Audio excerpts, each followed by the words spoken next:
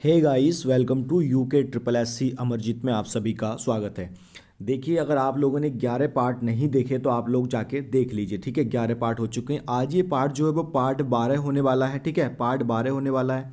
इसमें जो हमारा कंटेंट रहेगा वो वन पंचायत का टॉपिक रहेगा। अजय रावत जी की बुक जो आती है, ठीक है, वहाँ से रहेगा। और इसी के अलावा अजय रावत जी के बुक से आपको लगभग 28 से 30 क्वेश्चन मिलेंगे। ठीक है, 28 से 30 क्वेश्चन मिलेंगे इसी वीडियो में। ठीक है, अगर चैनल पे नए हैं तो चैनल को आप लोग सब्सक्राइब कर लीजिए। चलिए शुरू करते हैं। पॉइंट टू पॉइंट बनाया गया है। कल ही वीडियो आनी थी लेकिन नहीं आ पाई। देखिए, सबसे पहले क्वेश्चन क्या कहता है कि 13 अप्रैल 1921 में, ठीक है, ये डेट आपको याद रखनी है, 13 अप्रैल 1921 में सरकार ने फॉरेस्ट ग्रीवेंस कमेटी का गठन किया। ठीक है, जिसका उद्देश्य जनता में व्याप्त वन कष्टों को दूर करना था। तो फॉरेस्ट ग्रीवेंस कमेटी कब बनी? 13 अप्रैल 1921 को। ठीक है, जिसका उद्देश्य क्या था? जनता में व्याप्त वन कष्टों को दूर करना। इतना आप लोग यहाँ से ध्यान रखेंगे।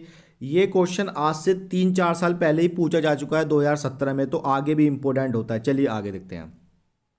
आगे क्या कहता है कि फॉरेस्ट ग्रीवेंस कमेटी के अध्यक्ष कौन थे? तो वे थे पीसी बेडम। ठीक है, यह कह सकते हैं हम पर्सी बिडम भी कह सकते हैं। ठीक है, क्या कह सकते हैं हम? पर्सी बिडम भी कह सकते हैं। कभी आप लोग कंफ्यूज हैं वहाँ पे। ठीक है, तो फॉरेस्ट ग्रीवेंस कमेटी के अध्यक्ष कौन थे? पर्सी बिडम। चलिए आगे देखिए। इसके अलावा आगे क्या कहता है कि फॉरेस्ट ग्रीवेंस कमेटी ने 28 अक्टूबर 1921 को अपनी रिपोर्ट दी। ठीक है, तो गठन कब हो गया? 13 अप्रैल 1921 को। उसके अलावा अक्टूबर मंथ में, अक्टूबर यानी कि 28 अक्टूबर 1921 को अपनी रिपोर्ट सौंपी। तो ये भी इंपॉर्टेंट हो जाता है उसी वर्ष में। ठीक है, चलिए आगे देखिए।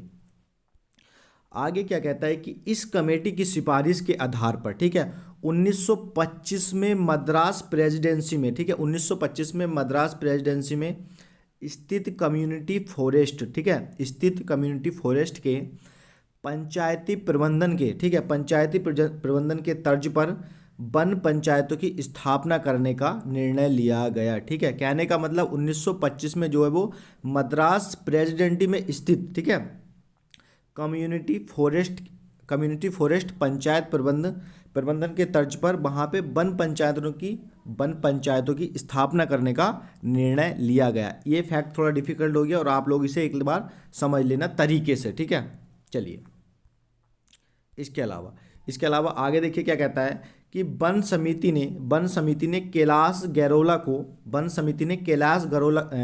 को वन पंचायतों की संभावनाओं को तलाशने के लिए मद्रास भेजा। ठीक है, तो किसे भेजा था? मद्रास वन समिति ने तो कैलाश गैरोला को भेजा था। ठीक है, ये इंपॉर्टेंट नाम हो जाता है। कहाँ भेजा था? मद्रास भेजा था।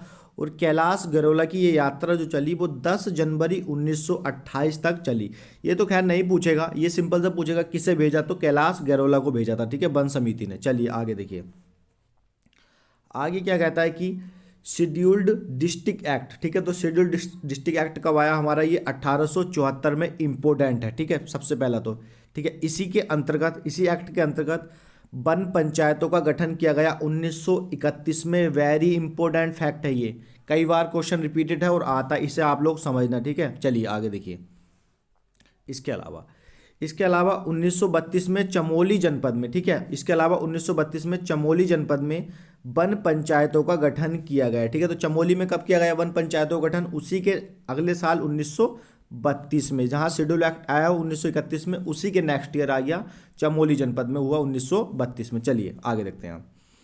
इसके अलावा कहता है कि वन प्रबंधन का पहला कदम 1823 में विलियम ट्रेल द्वारा उठाया गया था। ठीक है, तो किसके द्वारा उठाया गया था पहला कदम?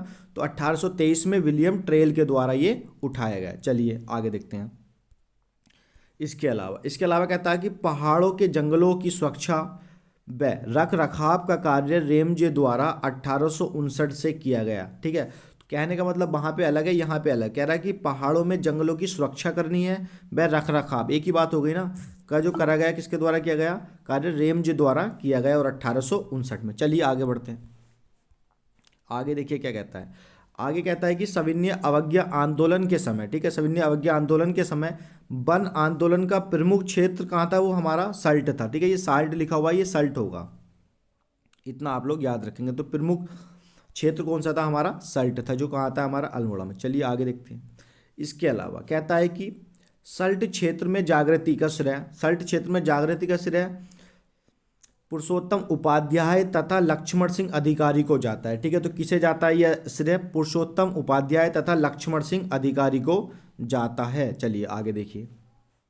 इसके अलावा क्या कहता है कि वन आंदोलन के नेतृत्व के लिए हर्षदेव ओली, ठीक है, आपने पढ़ा हुआ एक नाम हर्षदेव ओली, परीक्षावाड़ी में भी है। हर्षदेव ओली को शक्ति नामक पत्रिका में काली कुमाऊँ का मुसोलनी कहा गया है। ठीक है, ठीक है, कहने का मतलब कुमाऊँ का मुसोलनी किसे कहते हैं? तो किसे कहते हैं? हर्षदेव ओली को कहते हैं। और एक पत्रिका में कहा था, वो कहा था इसकी शक्ति नामक पत्रिका, जो 1918 में पब्लिश हुई, तो उसी पत्रिका में कहा गया था। उसी के बाद हम जानते हैं, ठीक है, काली कुमाऊँ का मुसोलनी किसे? हर्षदेव ओली को।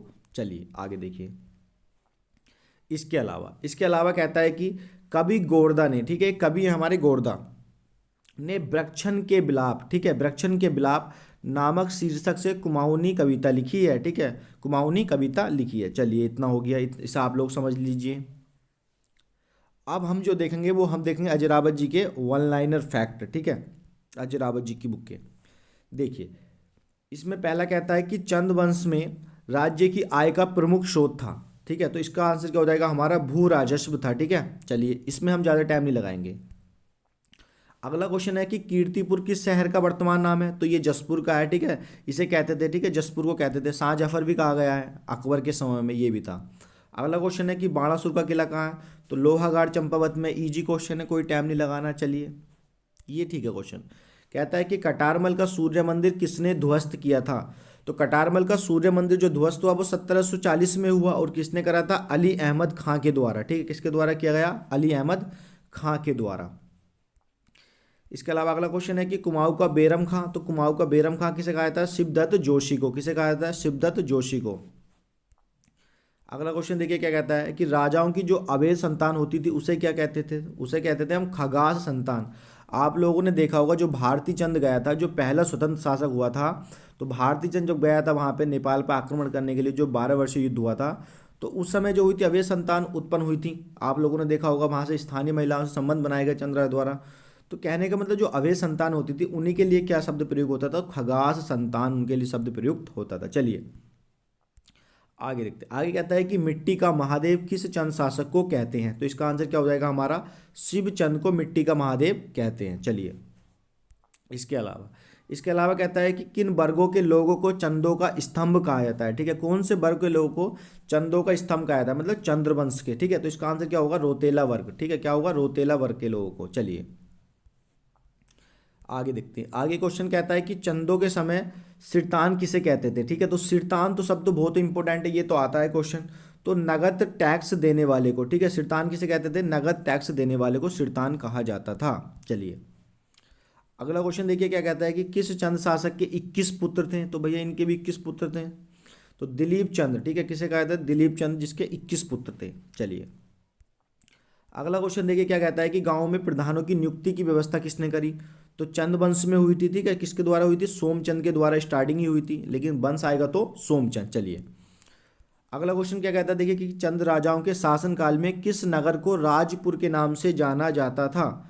तो इसका आंसर क्या हो जाएगा हमारा? अल्मोड़ा। राजपुर के नाम से किसे जाना जाता था? ये अल्मोड़ा को। चलिए अगला क्वेश्चन क्या कहता है कि चंदों की ग्रीष्मकालीन राजधानी कहाँ थी? तो इसका आंसर क्या हो जाएगा हमारा? ये बिनसर। और बिनसर कहाँ था? ये हमारा ये अल्मोड़ा में। चलिए अगला क्वेश्चन है कि क्षय रोग, इसे हम टीबी भी कह सकते हैं, क्षय रोग या टीबी से मृत्यु हुई थी, तो ये आंसर क्या हो जाएगा हमारा इसका? दिलीप चंद की जो मृत्यु हुई थी क्षय रोग या टीबी से हुई थी। चलिए अगला क्वेश्चन देखिए क्या कहता है कि गंगनाथ किस वंश का राजकुमार था? मैंने कल आपको बताया था वीडियो में, अगर आप लोग नहीं देखिए तो वीडियो देख लीजिए। अगर आप लोग यहाँ से यहाँ तक वीडियो देख रहे हैं तो मैंने बताया था गंगनाथ जो देवता है वो अल्मोड़ा के घर घर में पूजे जाते हैं। ठीक है, तो ये किस वंश के थे? ये चंद वंश के राजकुमार थे। चलिए आगे देखिए।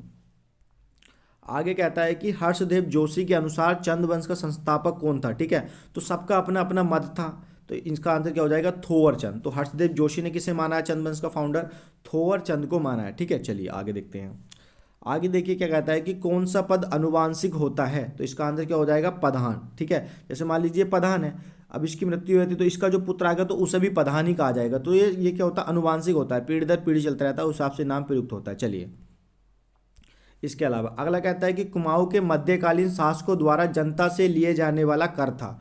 तो ठीक है, अब ये कर तो था, ठीक है, तो इसका आंसर क्या होगा, कुकुरालो कर। कुकुरालो सिंपल से देखे जाए तो कुत्ते से लिया जाता था, कुत्ते से, तो कुत्ते का जो मालिक होगा उससे लिया जाता था कुकुरालो कर, ठीक है, लगता कुत्ते पे था। चलिए, ये क्वेश्चन भी मैंने कल की वीडियो में करा दिया। अब देखिए कि चंद्रकालीन सबसे पुराना अभिलेख किसका है। तो चंद्रकालीन जो सबसे पुराना अभिलेख होगा वो होगा अभयचंद का, और ये कब का था, 1317 के टाइम पीरियड का, मैंने बता दिया आपको कल की वीडियो में। चलिए, अगला क्वेश्चन कहता है कि पंचबीसी नामक कचहरियाँ, ठीक है, पंचबीसी नामक कचहरियाँ किसके समय में प्रचलित थी, जिसका नाम चार धाम भी था। तो इसका आंसर क्या होगा, ये चंदों के समय में, ठीक है, कचहरियाँ। चलिए, सिंपल से अभी दे सकता है कि पंचबीसी क्या थी, तो कचहरिया। चलिए, चंद काल में नियोली व बिष्टावली किसका प्रकार था, ठीक है, तो नियोवली, नियोवली एवं बिष्टावली, तो किसका प्रकार था, ये भी कचहरियाँ थी, ठीक है, ये भी क्या थी, कचहरियाँ। चलिए, इसके अलावा देखिए कि कुमाऊं में कत्यूरियों के बाद किस वंश की स्थापना हुई। तो आप लोगों ने देखा होगा ब्रह्मदेव जो लास्ट शासक था, ब्रह्मदेव, तो वो लास्ट रहा था कत्यूरी वंश में। उसके बाद उसके सोमचंद्र ने उसकी पुत्री से विवाह कर लिया, तो वो वंश क्या हो जाता है, खत्म हो जाता है, और जो नया वंश आता है वो होता था हमारा चंद वंश। चलिए, इसके अलावा आगे क्या कहता है कि कुमाऊं के किस स्थान से कराचल देव का एक अभिलेख प्राप्त हुआ है। तो इसका आंसर क्या होगा, चंपावत के बालेश्वर मंदिर से, ठीक है, किससे हुआ है, चंपावत के बालेश्वर मंदिर से। ये भी इंपॉर्टेंट क्वेश्चन है, आ रखा है। चलिए, अगला क्वेश्चन कहता है कि बास्ते जहां से चंद्रकाल का ताम्रपत्र प्राप्त हुआ है, कहाँ है, ये आपको बताना है, आपके लिए क्वेश्चन है ये वाला। बताइए, आप लोगों ने कल का क्वेश्चन भी नहीं बताया था, मैंने पिछली वीडियो में दिया था आपको कि नकुलेश्वर मंदिर कहाँ है, आप लोग बताया नहीं, आप लोगों ने कमेंट्स किया कीजिए, आपकी जो होती प्रतिभा को पता चलता है उससे। चलिए, अगला क्वेश्चन है कि ओली ब्राह्मण का कार्य होता है, ठीक है, तो ओली ब्राह्मण का कार्य क्या होता है कि ओले पड़ने पर सभी को थाली बजाकर सतर्क करना, और ये किसने प्रारंभ करा था, रुद्रचंद ने। चलिए, इसके अलावा चंदों के समय जमीन का मालिक क्या कहलाता था, ठीक है, अजय रावत जी की बुक से सीधा ठाया मैंने वहां से, तो इसका आंसर क्या हो जाएगा हमारा, ये थातवान, क्या हो जाएगा, थातवान। चलिए, ये लास्ट क्वेश्चन है आज का। कुमाऊं में चंदों के समय परगना के अधिकारियों को क्या कहा जाता था, ठीक है, जैसे परगना परगना होता था छोटा छोटा, तो उसके जो अधिकारियों को क्या कहा जाता था, सीकदार कहा जाता था। क्या कहा जाता है, सीकदार। अगर वीडियो आपको अच्छी लगती है तो लाइक करें, शेयर करें और कमेंट्स करना ना भूलें, ठीक है। मिलते हैं आपसे नेक्स्ट वीडियो में। अजय रावत जी का ही कंटेंट चल रहा है, आप लोग चैनल को सब्सक्राइब कर लें। देखिए, फैक्ट में जो थोड़ी सी दिक्कत हुई है समझने में, वो इस फैक्ट को हुई है, मैं आपको बता देता हूँ सिंपल सा। इस फैक्ट को आप लोग समझ लीजिए, इस फैक्ट को आप लोग समझ लीजिए, ठीक है। ये फैक्ट जो था इसमें थोड़ी दिक्कत हुई है समझने में, और मुझे भी समझाने में दिक्कत हुई है, तो आप लोग इसका स्क्रीनशॉट ले लेना और समझ लेना। चलिए, मिलते हैं नई वीडियो में, धन्यवाद।